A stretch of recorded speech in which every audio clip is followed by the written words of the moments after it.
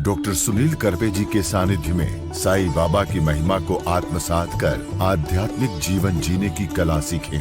देखिए साई वाणी आस्था भजन पर प्रतिदिन प्रातः 7:20 बजे, आस्था पर प्रत्येक रविवार प्रातः 8:20 बजे। संपर्क सूत्र 9604050607।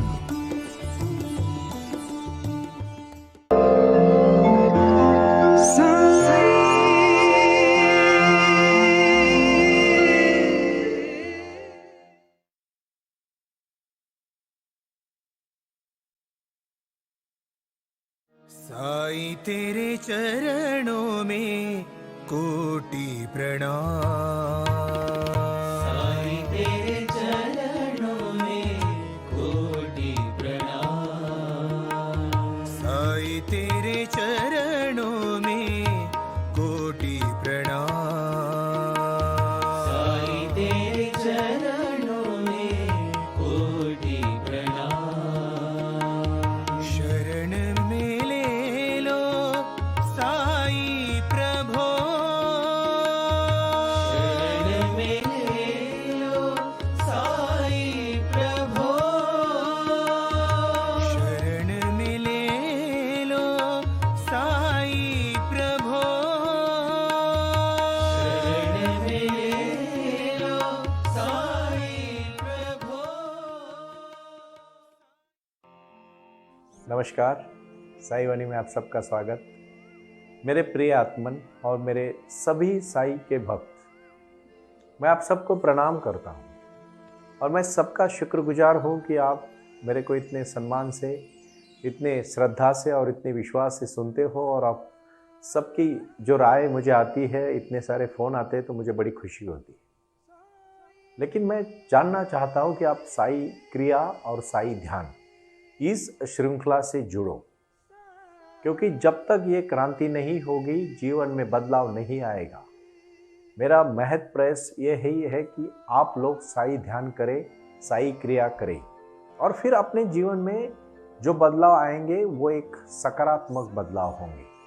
श्रद्धा बहुत बड़ी चीज़ है। श्रद्धा और सबूरी, साईं बाबा जब अपने पास हजारों करोड़ों भक्त आते थे तो उनको सबको श्रद्धा सिखाते थे। इसलिए उन्होंने 2 ही शब्द बोले जीवन के बारे में, सबका मालिक एक है, हमारा परमात्मा ही अपना मालिक है। और दूसरी बात बाबा ने कही, श्रद्धा और सबूरी। श्रद्धा, फेथ, और सबूरी मतलब शांतता, पेशेंस, बहुत महत्वपूर्ण है। इतने महत्वपूर्ण है जीवन में कि जब आपकी श्रद्धा सच्ची होती है और आपका मन खरा होता है ना, सच्चा होता है ना, तो आप हर चीज को पा सकते हो। कुछ करना है तो शांति होनी चाहिए। एक बार ऐसे ही बहुत सारे नास्तिक बाबा के पास आते थे। उस समय भी काफी नास्तिक लोग आते थे और बाबा की परीक्षा लेने का सोचते थे। बाबा उनको हंसकर जवाब देते थे और उनको चमत्कार दिखाते थे। आज बाबा को विचारों के माध्यम से, विज्ञान के माध्यम से, और आज बाबा ने कहा है एक जीवन की पंचसूत्री मैं आज कहना चाहता हूं।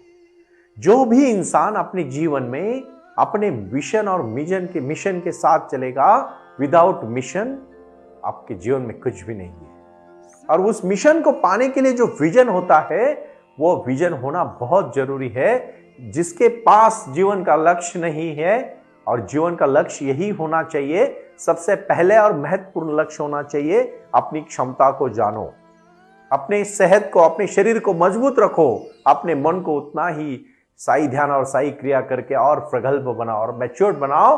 और चौथा लक्ष्य होना चाहिए, परिपूर्ण रहो। और 5वां लक्ष्य होना चाहिए, हर चीज में भगवान को देखो। मैं छोटी सी कहानी से शुरुआत करूं। एक गांव में एक बहुत बड़ा नास्तिक इंसान था, बहुत नास्तिक। पूरे गांव वाले, पूरे गांव के पंडित, सब मुखिया, जो लोग थे, वो उनसे बहुत ही परेशान थे। तो एक दिन वो सब उनको सुझाव देते कि देख, तुझे इस गांव में अच्छा नहीं लगता है, तू भगवान को नहीं मानता है, ऐसे कर, तू दूसरे गांव में जाके रह ले। और फिर वो कहता है कोई बात नहीं, वो नास्तिक ही होता है, और वो दूसरे गांव चला जाता है। जब दूसरे गांव चला जाता है तो उस गांव में भी वो सिर्फ एक चीज करता है, वो कि यहाँ इस गांव के लोग बोलते हैं कि तेरी समस्या का, तेरी मन की जो भी अवस्थाएं हैं, जो भी तेरे प्रश्न हैं, उसका हल सिर्फ एक इंसान कर सकता है, बाजू वाले गांव में जो पंडित है वहां के मंदिर के, उनके पास जा। फिर वो तुझे तेरी हर समस्या का हल करेंगे और आपको उस हर प्रश्न का उत्तर देंगे। वो बहुत बड़ा खुश हो जाता है। आप भी नहीं क्या? बहुत सारी समस्या आप विद्या को देखते हो, लोग कहते हैं क्यों मंदिर में पूजा करनी चाहिए, भगवान की पूजा करनी चाहिए, क्यों मूर्ति में ही भगवान है क्या, क्यों उपवास करनी चाहिए, क्यों हिंदू धर्म के सभी जो हमारी परंपरा से आई हुई चीजें हैं, बड़ों का आशीर्वाद लेना, गुरु का आशीर्वाद लेना, ध्यान करना, साई क्रिया करना, समाधान करना, ये चीजें जरूरी है। मैं आज के नौजवानों को और खासकर मेरे भाई बहनों को कहना चाहता हूं, जो 15 साल से लेके 25 साल तक का जो यूथ है, जो हमारे देश की एनर्जी है, जो हमारा सबसे महत्वपूर्ण जीवन में भारत का भविष्य है, मैं उनको कहना चाहता हूं, हाँ, ये जो भी परंपराएं है बहुत ही महत्वपूर्ण परंपराएं है, क्योंकि इस परंपरा के पीछे कुछ ना कुछ शास्त्र है। भाई और बहनों, विश्वास देना चाहता हूं मैं, और ये विश्वास साईं बाबा का विश्वास है, क्रांति का विश्वास है, और इन्हीं चीजों को हमें जीवन में आत्मसात करना है और अपने जीवन से कार्य तक लगाना है। कुछ कर गुजरने के लिए मौसम नहीं, मन चाहिए। मैं बार बार क्यों कहता हूं, जब आपका मन ये चीजें ठान लेगा, कोई आपको रोक नहीं सकता। और बहुत महत्वपूर्ण विषय है, ठीक से समझ लीजिएगा। फिर उस पंडित को ढूंढते ढूंढते ये रात को ही निकल जाता है, और सुबह 4 बजे उसको लगता है पंडित जी है, तो ब्रह्म मुहूर्त होता है। तो हर लोग कुछ कुछ ऐसी रटी बातें ना, मैं नहीं कहता कि ब्रह्म मुहूर्त में मत उठो। 3 बजे से लेके 5 बजे तक, 6 बजे तक का जो मुहूर्त होता है उसको ब्रह्म मुहूर्त कहा जाता है। ब्रह्मांड वो बहुत शांत होता है। सच में मैं एक बात कहूं, हो सके ना जीवन में 5 चीजों को, मैं अभी इसी के ऊपर बोलने वाला हूं। पता है आपका शरीर क्यों आपको कभी कभी तकलीफ देता है? क्योंकि आप निसर्ग यानी जो भी नैसर्गिकता है उसके अगेंस्ट जीते हो। कुछ लोग रात भर जगते हैं, दिन भर सोते हैं। कुछ लोग दिन भर सोते रहते हैं, रात भर जगते रहते हैं। ठीक है, काम की वजह से होना चाहिए, उसमें मैं नहीं कहूंगा कि जो काम के बगल वालों की बात कर रहा हूं। मैं एक चीज कहूं, अपना शरीर है ना, सूर्य की तरफ चलता है, और सूर्य नमस्कार आपके जीवन का सबसे महत्वपूर्ण अंग है। मैं कहना चाहता हूं आपको, जब वो जाता है तो वो पंडित जी सोए रहते हैं 8, 7:30, 8 बजे तक। ये तो कहता है पंडित तो ब्रह्म मुहूर्त पे उठते हैं। फिर जैसे उठते वो कहते हैं पंडित जी, मैं इस गांव से आया हूं और मैं बहुत नास्तिक हूं, मैं भगवान को बिल्कुल नहीं मानता हूं। वो शिव जी का मंदिर था, तो आप तो ब्रह्म मुहूर्त में उठना चाहिए। तो पंडित हंस के कहते हैं मैं बहुत दिन जानना चाहता हूं, बहुत दिनों से, कि ब्रह्म मुहूर्त क्या होता है। मैं तो मानता हूं जिस समय हमारी नींद खुली उस समय ब्रह्म मुहूर्त हुआ। अभी आप कहोगे आपने तो कहा सुबह जल्दी उठना चाहिए। हाँ, उठना चाहिए। कहानी का बोध बहुत महत्वपूर्ण है। आप 6-7 घंटा, कोई भी एकदम अच्छा इंसान जो तंदुरुस्त है मन से, शरीर से, विचारों से और शक्ति से, वो 6-6.5 घंटे में उसका शरीर उसको बोलेगा अभी उठ। हाँ, जो मन से विकार में है, जो शरीर से विकार में है, जिसको समस्या है, जो बहुत विचार करते रहता है, नींद उसको आती नहीं, फोन पे दिन रात लगा रहता है, कुछ कुछ गंदी गंदी बातें भी देखने वाले बहुत सारे लोग मैंने देखे, रात भर देखते हैं। आज क्यों मैं इन चीजों से आपके साथ स्पष्टता के साथ कहना चाहता हूं, अपना शरीर भी एक साइकिल है। वो साइकिल जब तक पूर्ण नहीं होती, आपको नींद भी चाहिए, आपको जगना। ऐसा थोड़ी ना है कि दिन भर सोया मतलब आलस नहीं आता। देखो, ज्यादा आलस आता है, क्योंकि कोई भी चीज जब अतिरिक्त हो जाती है तो अपने को तकलीफ देती है। बहुत छोटी छोटी बात पे कह रहा हूं ना, आपको लगेगा साईं बाबा अपने भक्तों को ज्यादा बड़ा कुछ नहीं सिखाते, वो सिर्फ 5 चीजें सिखाते हैं। अच्छा आहार, अच्छा व्यायाम, अच्छा कर्म, अच्छा लक्ष्य और भगवान की साधना और आराधना। यही जीवन की सूत्री है। ये 5 सूत्री को आत्मसात करोगे, जीवन में बदलाव आएगा, और साई क्रिया, प्राणायाम और ध्यान के माध्यम से जीवन में क्रांति आएगी, इसमें कोई दोहरा नहीं। तो फिर पंडित जी उठ जाते हैं, तो ये कहते हैं पंडित जी आप उठ रहे हो, और अभी जैसे ही वो बाहर आते हैं, फ्रेश होते हैं, नहाते धोते हैं, तो शंकर जी की एक पिंड होती है, वही वो नहाना धोना शुरू कर देते हैं। पैर तो देता, ये तो या तो पिंड है, आप भी लगाओ पैर। तो वो तो डर जाता है आदमी जो नास्तिक होता है, बोले क्यों मैं पिंड पे क्यों पैर लगाऊं, हाँ तो भगवान शिव जी है और मुझे पता नहीं वो क्या मेरा बुरा करेंगे। अरे तू तो नास्तिक है ना, फिर तुझे क्या डर है, पिंड है क्या पत्थर है? नहीं मैं नहीं करूंगा। फिर वो डर जाता है। फिर पंडित जी वही बाजू में हाथ धो के फिर से वापस आते हैं और बोलते चल अभी मैं भिक्षा मांगने जाता हूं। और भिक्षा मांग के आटा गुना के आटा लेके आते हैं। अब बोलते देख तू अभी आया है ना, तू तो नास्तिक है, मेरे साथ बहस करने आया है, मुझे पता है। तो अभी एक काम कर, मैं आटा लाया हूं, कुछ मैं रोटियां बनाता हूं, अच्छी अच्छी बाटियां कहते हैं उसमें, जिसको घी लगा के बहुत बहुत मीठी लगती है, मैं बनाता हूं, तू भी खा मैं भी खाऊंगा। और बाटियां बनाने को लग जाते हैं। लगते लगते वहां एक कुत्ता आ जाता है और वो कुत्ता एक बाटी मुंह में लेके भागने लगता है। तो पंडित जोर से उसके पीछे एक अपने हाथ में उनके पास घी की भी छोटी सी जो बर्तन होता है उसमें घी होता है, वो घी लेके भागने लगते हैं। तो इसको लगता है कि अभी पंडित जी तो इसके मुंह से वो बाटी खींच के ही लाएंगे, वो तो उनको छोड़ेंगे नहीं, क्योंकि बहुत तेजी से भाग रहे वो। और वो आगे जाके कुत्ते को पकड़ते और कहते आपने बाटी ली लेकिन उसको घी नहीं लगाया। आप बाटियां तो बिना घी के हमें भी अच्छी नहीं लगती, तो आपको कैसे लगेगी? आप भी ऐसा करो, मैं उनको घी लगाता हूं और फिर आराम से खा लेना। और वो उसको बाटी में घी डालते हैं और फिर वो कुत्ता वो बाटी खा लेता है और वो वापस चले आते हैं। ये इंसान उठ के खड़ा होता है और उनके पैर छूता है, कहता है भगवान आप भगवान हैं। आप पैर धोते समय ये नहीं पूछते कि यहाँ कौन सी पिंड है और ये क्या है, लेकिन तो बोलते आप क्यों नहीं पूछते? बोलते मैं पहले सिर्फ और सिर्फ मूर्ति में भगवान देखता था, मेरी इतनी नजर शुद्ध हो गई कि मैं हर जगह पे अभी भगवान देखने लगा हूं। साईं बाबा अपने भक्तों को कहते हैं कि जिसको हर चीज में भगवान दिखते हैं ना, उसको मूर्ति में भी भगवान दिखते हैं। और जिसमें हर चीज में भगवान दिखते हैं वो कभी बुरा नहीं करेगा, बुरा नहीं सोचेगा, कभी बुरा नहीं व्यवहार करेगा। और जो कभी किसी के साथ भी बुरा नहीं व्यवहार करेगा, मैं लिख के देता हूं भाई और बहनों, उसके साथ भी कोई बुरा व्यवहार नहीं करेगा। जैसी करनी वैसी भरनी। बाबा बहुत छोटी छोटी बातों से अपने जीवन को, अपने भक्तों को सिखाते हैं। मैं हमेशा कहना चाहता हूं कि मैंने कहा है आपको, प्रारंभ करो और जारी रखो।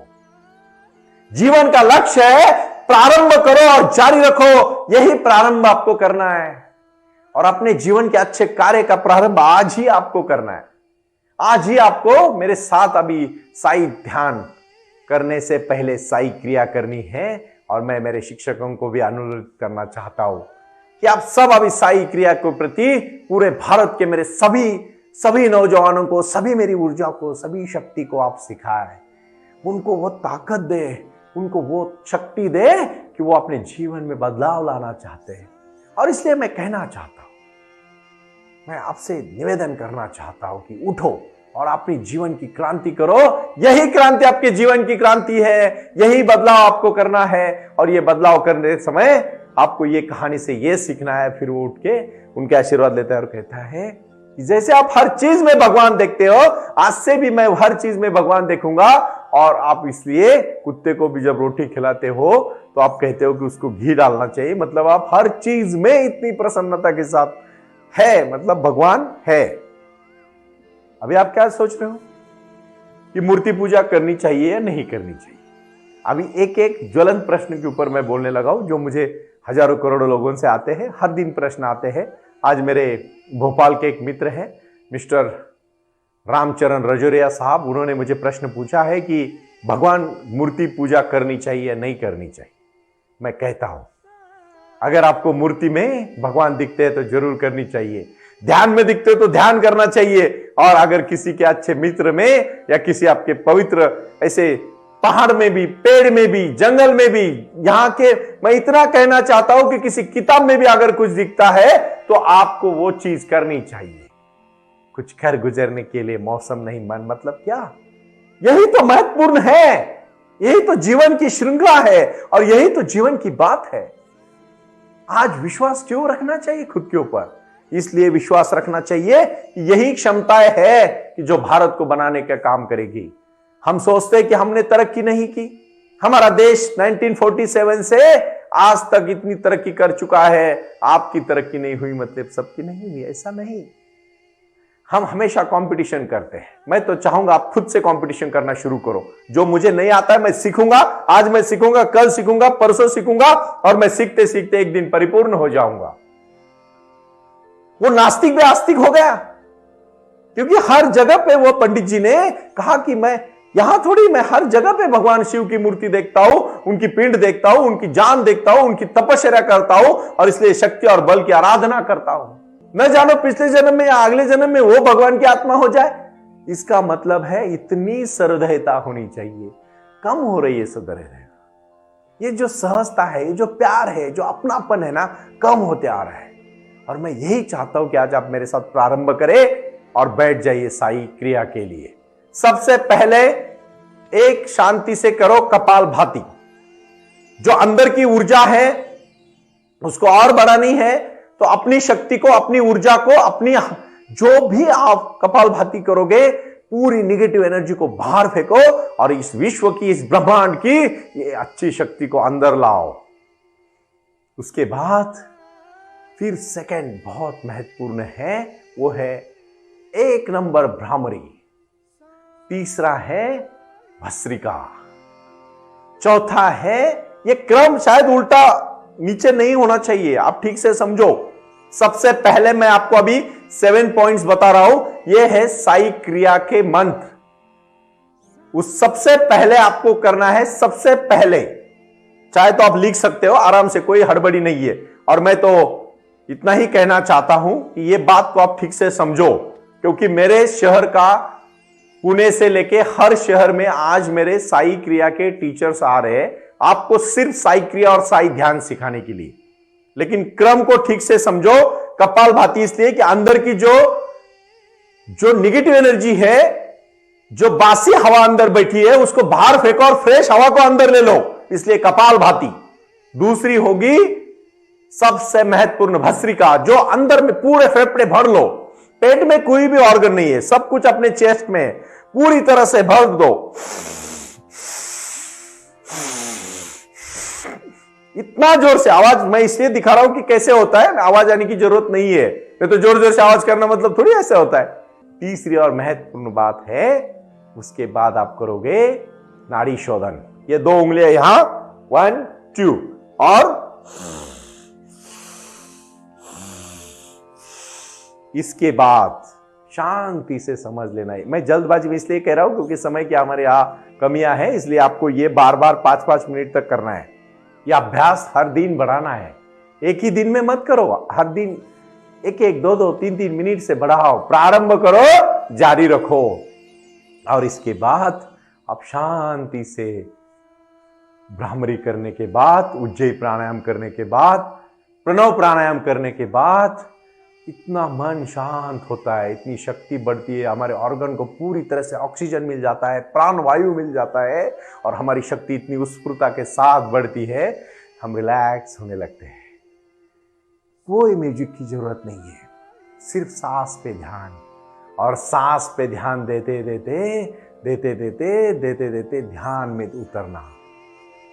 बिना विचारों को आने दो मन में। फैन की हवा, फैन का आवाज, एसी का आवाज, पक्षियों का आवाज सुनो, आराम से सुनो, किसी को रोको मत या टोको मत, सिर्फ और सिर्फ सजगता से उसकी तरफ देखो। देखो मन शांत होने लगेगा, गहराई में जाओगे आप, मन शांत होने लगेगा, और यही आपकी ऊर्जा होगी, यही आपकी शक्ति होगी, यही शक्ति आपको ध्यान में प्रवेश करने में मदद करेगी। और इतनी सुंदर शक्ति, एक बार श्रद्धा रखी, सबूरी का रास्ता अपनाया, प्रारंभ किया, जारी रखा, वो आए और आकर चले गए, मौन रहे और कुछ कह गए। कुछ था जो बिन बाटे ही बढ़ गया, जल उठे दिए और अंधेरा झट गया, जल उठे दिए और अंधेरा झट गया। ओम साई राम।